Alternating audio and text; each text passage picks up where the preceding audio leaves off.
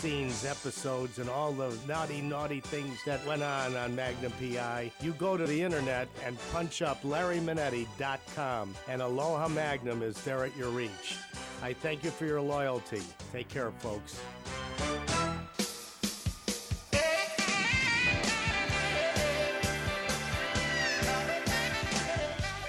Welcome back, everybody. It's the PM Show. Larry, Nancy Manetti, Will Smith with your link to the movies. And on the line right now, we have Tim Kazurinsky. The music you're hearing probably reminds you Tim's time on Saturday Night Live, probably one of the greatest seasons. Of course, you remember him from Mr. Robinson's Neighborhood and a number of other skets. His favorite character, though, having a good time. How do you pronounce it? Having a good time, Vishnuver here.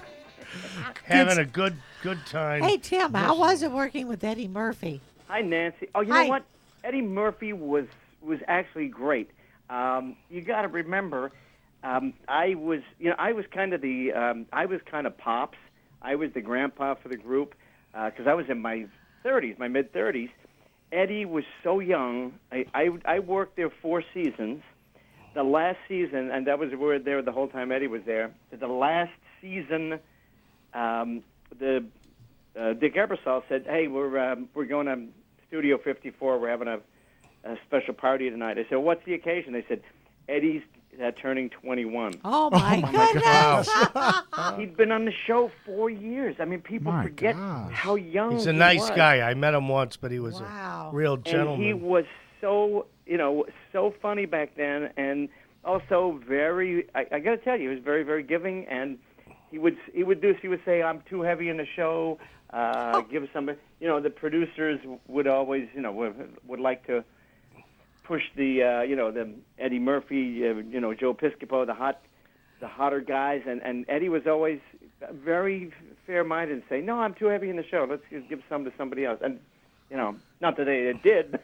He was very sweet. But Tim, did he write all his own stuff, or did all of you contribute? No. Actually. Barry, everyone wrote for Eddie, because all the writers were like, "Oh, I know how to keep my job. Write something for Eddie." Barry Blaustein and David Sheffield were probably the two guys who were most successful at writing for him. And but what Eddie would do is he would have the character, and so he would hit and riff, and half the time you just have to write down what he was saying, and he would just do funny stuff. But it'd still have to structure. The writers would have to structure the scene and make it work and populate it with other characters and stuff. But Eddie generated most of his characters himself. How many times did you break up? Very. It's hard to keep it together when there's somebody that funny. And also, if the greatest thing was if you were funny and you made him laugh, oh wow, he would lose it, and that laugh, the most infectious laugh on the planet. Oh man!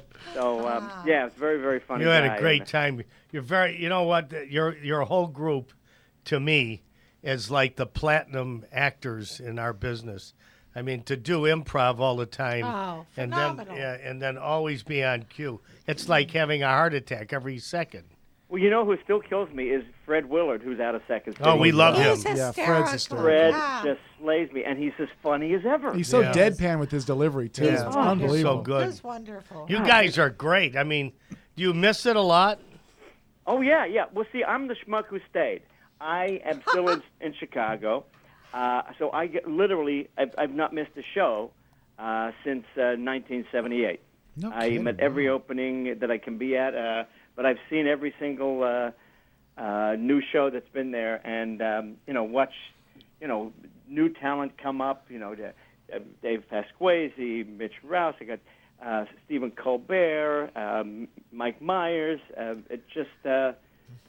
It's Steve Carell, and Will Ferrell, keep coming through the door. Yeah, some great talent. I know Tina Fey, oh my God. Yeah. Oh, yeah, a little person named Tina Fey. Tina Fey, who is amazing. She's brilliant. She is brilliant. What you were on the road with? Who was he on the road with? George Wendt. Yeah, we did The Odd Couple in Kansas City, and we're going to do it again in Chicago, October, November, December. And it's not just George and I. The other two guys who were in our cast in 1978, Danny Breen and Bruce Jarko are going to be card players. Oh. So the 4 guys from my cast in '78 are going to be in this show. It's going to be like 35 years later. What a and hoot! We're doing, and they're bad boys, so there's going to be a lot of naughtiness backstage. Oh, that What a sounds hoot. great. Yeah. Do you have the dates yet? Yeah, we start October 11th. I don't know when we're opening. Probably October 28th, around there, and then we'll run till I think January 1st. Hey, Tim, how can we find out more information for our listeners out there? It's at North. It's in Chicago. It's at actually Skokie, Illinois, Northlight Theater. Northlight Theater, excellent. So I guess it's northlighttheater.com? Yeah, I'm sure it's northlighttheater.com in Excellent. Skokie, Illinois, and it's. I'm hoping that we go from there to somewhere else. It's going to be. I'm hoping it's going to sell out and we get to move it again. So. Well, definitely for our listeners out there across the country, check out Tim at the Northlight Theater. He's going to be doing The Odd Couple with George Wendt. It's going to be a lot of fun. Be sure to check it out. Hey, Tim, thanks so much for joining us today, buddy. It was a treat. Thanks for having me, guys. Hey, mate, have a beer on me. Adios. Thanks, Tim. Love you. Thanks, Take Nancy. care. Thanks, Will. Bye-bye. Bye.